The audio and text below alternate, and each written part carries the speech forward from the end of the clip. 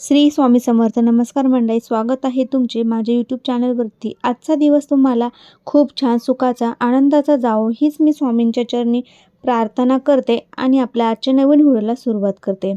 मंडळी, आता लवकर श्रावण महिन्याची सुरुवात होणार आहे. या वर्षी 2026 मध्ये श्रावण महिन्याची सुरुवात 13 ऑगस्ट म्हणजे गुरुवारपासून होत आहे आणि 11 ऑगस्टला श्रावण संपणार आहे.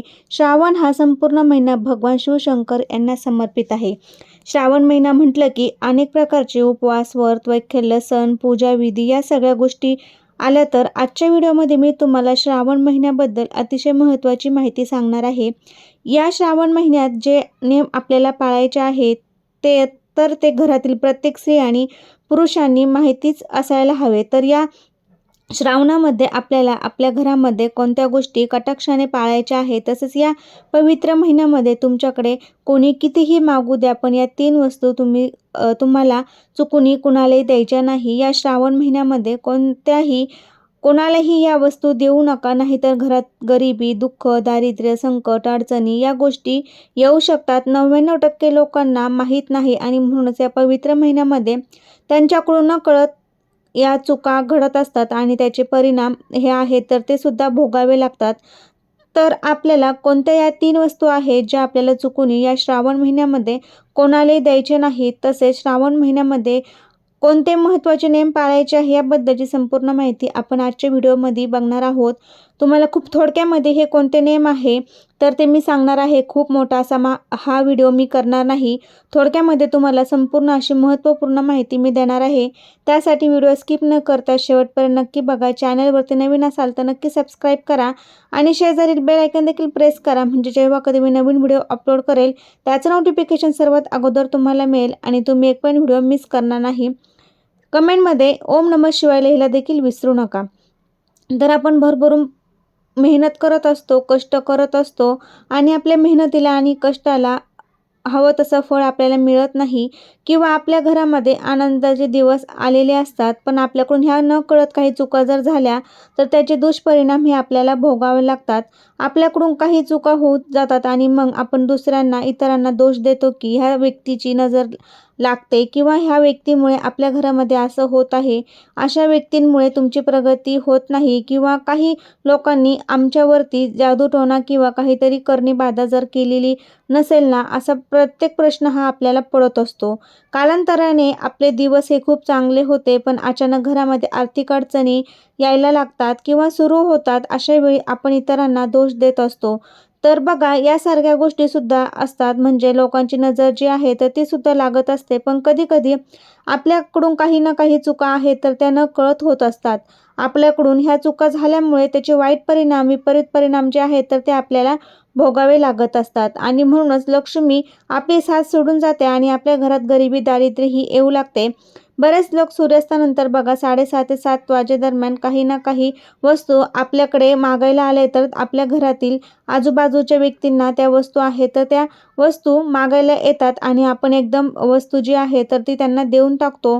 पण बघा मंडळी, श्रावण हा महिना अतिशय पवित्र महिना आहे. या महिन्यामध्ये अशा चुका आहेत तर त्या आपल्याला कटाक्षाने टाळायच्या आहे किंवा ह्या चुका आहेत तर ह्या करायच्या नाही. ह्या वस्तू ज्या आहेत तर ह्या आपल्याला कुणालाही द्यायच्या नाही. या श्रावण महिन्यामध्ये आपल्याला आहे तर हा नेम आवर्जून पाळायचा आहे.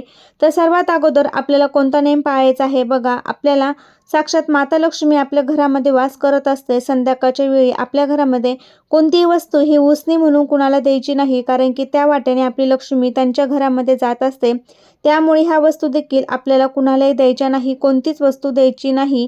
लक्ष्मी तुम्ही स्वतः हाताने दुसऱ्याकडे देत असतात. तुमचं जे काही चांगलं नशीब आहे तर ते तुम्ही स्वतःच्या हाताने दुसऱ्यांच्या घरामध्ये देत आहे असं याचा अर्थ होतो. आणि बघा, हा महिना आहे ना, तो जेवढा आपण महत्त्वाचा आणि श्रावण महिन्यामध्ये चातुर्मासात जेवढं महत्त्व पुण्यकर्म करता येईल तेवढं तुम्हाला करायचं आहे. आणि हे श्रावण महिन्यामध्ये जर तुम्ही काही चुका केल्या तर त्याचे वाईट परिणाम देखील भोगावे लागतात.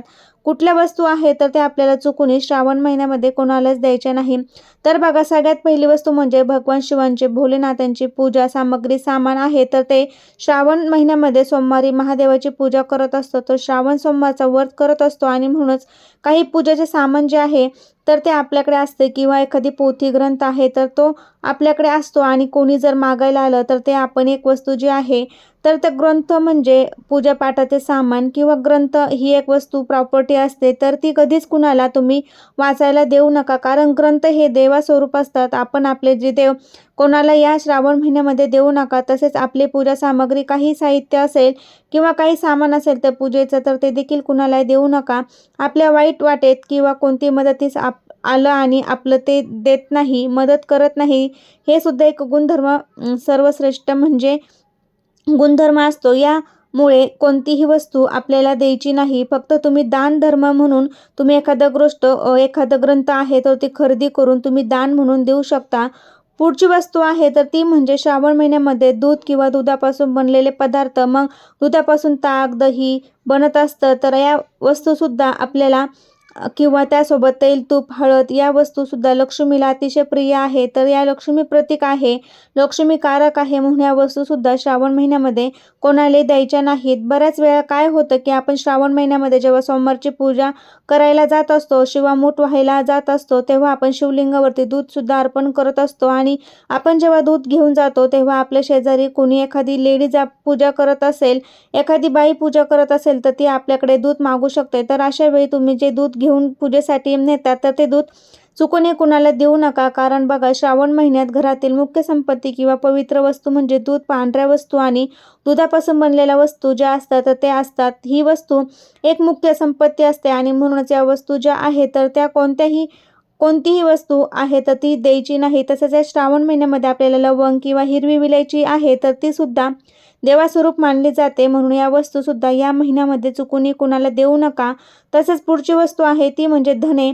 या वस्तू तुम्ही संध्याकाळी सुद्धा देऊ नका, आणि संपूर्ण महिन्यामध्ये तुम्हाला या वस्तू कोणालाही द्यायच्या नाहीत. आपल्या घरातील सुख समृद्धी निघून जाते. तसेच या महिन्यामध्ये जर तुम्ही पूजेसाठी बेलपत्र आणले आणि सहज तुमच्याकडे इतर कोणी बेलपत्र मागितलं तर ते बेलपत्र सुद्धा तुम्ही या महिन्यामध्ये कोणालाही देऊ नका, आणि कोणाकडून मागू सुद्धा नका, कारण जर श्रावण महिन्यामध्ये आपण हे बेलपत्र कोणाला दिलं तर आपल्याला घरामध्ये पैशाची आर्थिक अडचणी येत असतात. तसेच या पवित्र महिन्यात पैसे किंवा दागिने उधारीस देणे आवर्जून टाळावे, यामुळे आर्थिक नुकसान होत असते. म्हणूनच जर तुमच्याकडे कोणी तुमचे स्वतःचे दागिने घालण्यासाठी मागत आहे, एखादं मंगळसूत्र असेल तर ते सुद्धा तुम्ही कुणाला देऊ नका. पैंजण, जोडवे असेल तर ह्या वस्तूसुद्धा आपल्याला कोणाला द्यायच्या नाही. तर असे ह्या वस्तू 3 वस्तू म्हणजे आपल्या घरातील पांढऱ्या वस्तू, दही, दूध, तूप, लवंग, हिरवी विलायची, त्याचप्रमाणे आपल्याला पोथी पुराण आहे किंवा आपल्या पोथ्या आहेत तर त्यासुद्धा कुणाला श्रावण महिन्यामध्ये देऊ नका. त्याचप्रमाणे सर्वात महत्त्वाची गोष्ट जी हळद आणि धणे आहे, हे माता लक्ष्मीला अतिशय प्रिय आहे, त्यामुळे ही वस्तू देखील तुम्ही कुणाला अजिबात द्यायची नाही. तुमच्याकडे घड्याळ आहे आणि 5 मिनिटांसाठी तुम्हाला कोणी घड्याळ मागितलं तर ते घड्याळ देखील तुम्ही कुणाला अजिबात देऊ नका. आपल्या आयुष्यामध्ये बघा वेळेला खूप महत्त्व, आणि आपल्या खूप चांगली वेळ आलेली आहे, आणि आपले आयुष्य हे तर ते घड्याळ काट्यावर चालू असतं. त्यामुळे आपल्या घरातील घड्याळ असेल किंवा आपल्या हातातील घड्याळ आहे तर ते कुणी मागितलं ते सुद्धा श्रावण महिन्यामध्ये आपल्याला घड्याळ ही वस्तू द्यायची नाही. तर अशा प्रकारे ह्या सर्व छोट्या छोट्या गोष्टी आहेत तर ह्या आपल्याला लक्षात ठेवायच्या आहे. आपल्या घरातील कोणतीही वस्तू श्रावण महिन्यामध्ये कुणालाही द्यायची नाही. राग आला तरी चालेल, पण एक पण वस्तू आपण कुणालाही उसने म्हणून देऊ नये. शक्यतो संध्याकाळच्या टायमिंगला चुकूनही कोणतीही वस्तू आपल्या घरातील मीठ, तेल, तूप, हळद, लवंग, मिरी, दालचिनी किंवा आपल्या घरातील कोणतीही वस्तू कुणालाही संध्याकाळच्या टायमिंगला देऊ नये. तर अशा ह्या वस्तू 99% माणसांना माहीत नाही, त्यामुळे ह्या वस्तू तुम्ही श्रावण महिन्यामध्ये कुणालाही देऊ नका. व्हिडिओ जर आवडला तर तुमच्या मित्रपरिवारामध्ये शेअर करायला विसरू नका. श्री स्वामी समर्थ. धन्यवाद.